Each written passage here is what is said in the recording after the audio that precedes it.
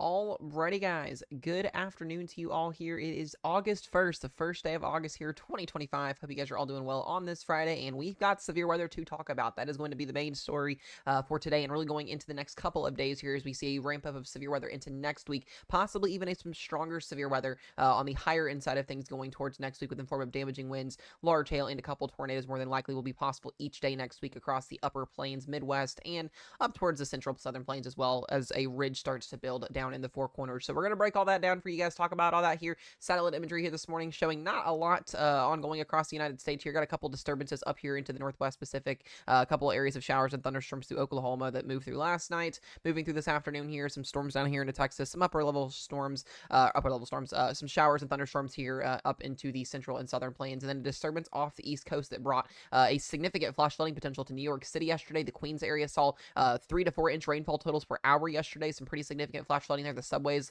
were basically seeing water. The subway trains had water, going through the subway systems there. It was just ridiculous yesterday. So on top of that as well, we had one of the hottest days of the year yesterday, potentially on tap as well. I posted a video about that yesterday. If you want to watch that on TikTok, you guys can. But that was just kind of talking about the 182-degree heat index over in Iran yesterday, or Iran, that we saw. We're kind of waiting for the Meteorological World Agency to get the final assumptions on that, or the validate if that was true or not. And once that gets released, I'll let you guys know. But some pretty cool stuff in terms of world records being broken in terms of the heat. Not fun to having to go through that, but the people over there are used to that, as the dew points typically this time of the year are in the 80s to 90s, as well as the heat indexes are typically around the 150, 160 range. So crazy that we complain about dew points here in the 80s, low 80s and 70s with the corn sweat belt when they get this a lot worse over there. So just remember that if you guys are in the United States, people do have a little bit worse over in those other countries there where those water concentration levels are a little bit more saturated. So other than that, not a lot going on here this morning. We're going to break down that severe weather timing for you guys, kind of talk about what we're going to see here over the next couple of days. And we'll start with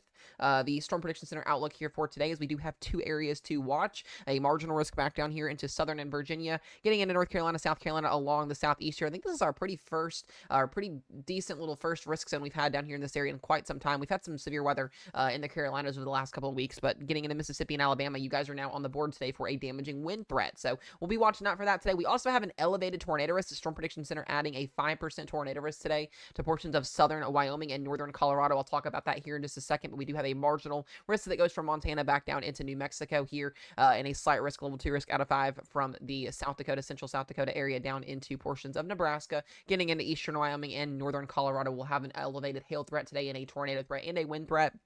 Tornado risk today, it's a 2% to 5%. I'm more than likely not going to go live for this today because it's such a, yes, the risk zone is a little bit higher, but it's such a small area today for a weak tornado. It's not strong tornadoes. They're very, very week long, short-lived tornadoes today, so I'm not expecting anything too crazy. If something were to happen, we'll be on standby, but I'm not expecting to go live for this event today. So just a heads up on that if you're in these areas today.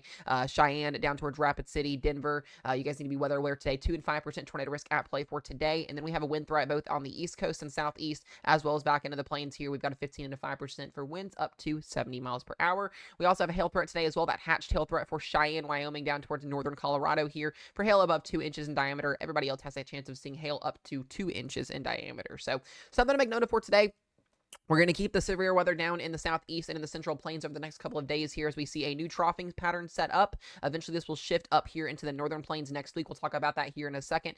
Very, very nice weekend here for much of the Ohio Valley. The Ozarks here getting up into the Midwest and the Northeast. We'll have temperatures in the 50s and 60s for overnight lows over the next couple of days. Tonight being one of the coolest nights through the weekend here going into Saturday morning. If you wake up in this area tomorrow morning, you're gonna feel the difference, trust me. With temperatures tomorrow and in the next couple of days being in the 70s and low 80s. So a very, very comfortable start to August here across the east and into the Northeast and Ohio River Valley and Midwest. So small little marginal risk tomorrow for Columbus and Dothan, Alabama there in Georgia. We'll be watching out for another marginal risk tomorrow as well from Texas, Amarillo, all the way up into South Dakota. Again, just starting to see that pattern shift, like I said, going into early next week here. Tomorrow there is a small 2% tornado risk that extends from southwestern Nebraska into western Kansas here, getting into eastern Colorado. A small chance at an isolated tornado. Wind threat in most regions at 15 and 5% for winds 60 to 70 miles per hour, and then a small hail threat for 1 to 2 inch diameter hail tomorrow. We get to the day 3 forecast for your Sunday, and we have another marginal risk on Sunday from Rapid City, South Dakota, back down into Lubbock and Amarillo, Texas. We could see damaging winds, some small hail, maybe a brief, weak, isolated tornado up toward the higher portions of that risk zone. We'll talk more about that tomorrow in the video there.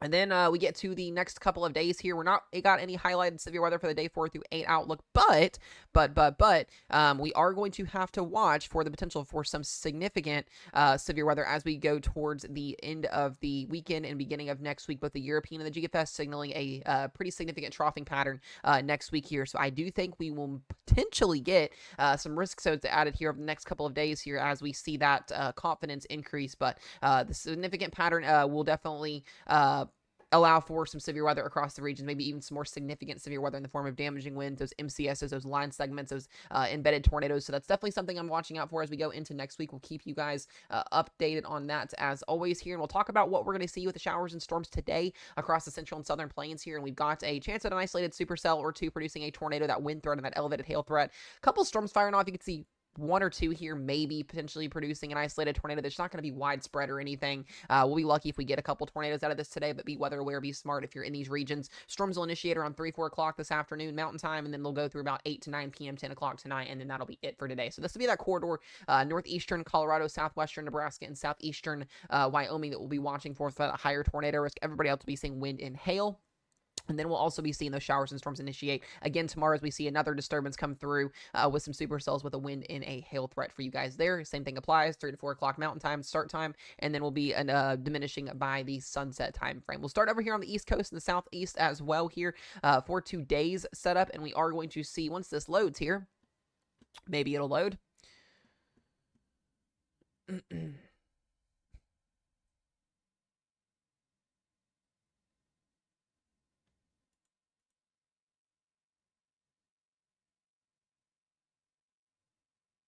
There we go.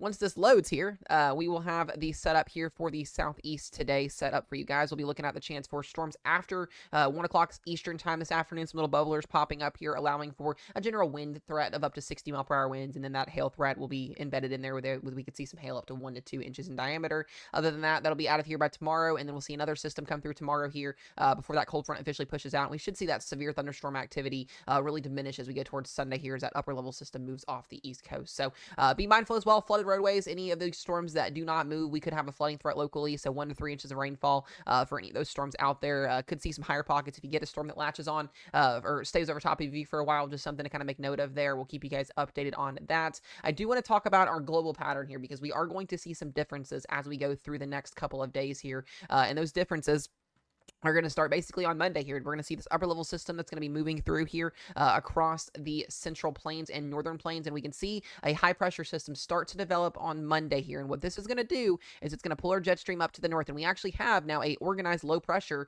a negatively tilted trough with some zonal flow, meridional flow change over here as we go into Monday. So we're going to have two areas to watch, I think, for Sunday and Monday severe weather potential. Something to make note of here as we go toward the beginning of next week. And then really as we get into Tuesday and Wednesday, a more potent severe weather setup, I think, both on Tuesday and Wednesday here as an upper level system moving through Canada, giving us a higher threat for significant severe weather across the Dakotas, Minnesota, getting up into Nebraska, Montana, and into Wyoming here. Something I'm also noting, we'll still probably have some mesoscale days, severe weather down here, maybe into Texas and Oklahoma, very weak shear, not expecting anything too crazy in the form of that. And then that system goes through on Thursday and on Friday, and we get more shear and more shear. I think we're going to have severe weather, guys, pretty much every single day next week. So it's going to be a busy week next week, starting on Monday, and then that will shift into the lower Ohio Valley and Northeast going into early following week into the second week of August. So a lot of severe weather, I think, is definitely on the table next week. You need to have alerts on your phone to know where to go when you get warnings. We'll be covering all events next week, as always, keeping you guys updated on anything crazy that decides to happen here.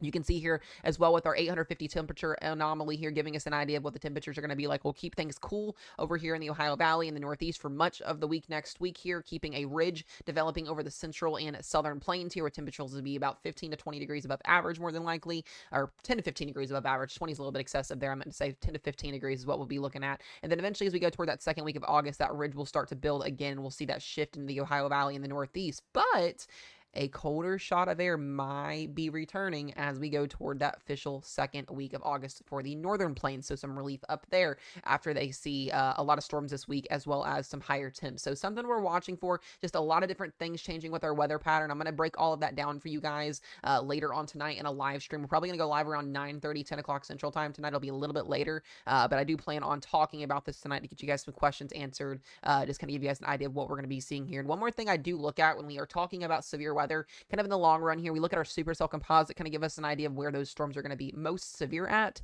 And we will see that starting on Sunday here across the Nebraska area, South Dakota, North Dakota area. And then we'll be watching that transition to Monday across the central and southern plains, across Texas, Oklahoma there, potentially some low and severe weather. And then getting into Monday and Tuesday as that new system sets up. This is what I want to start to watch on Tuesday. A higher corridor here, potential severe weather on Tuesday, both on Wednesday as well, shifting again to the Midwest and the northern plains. And then on Thursday again, and then on Friday, I think we're going to have a pretty long week, guys, of severe weather next week. So buckle up here, going to be a long week.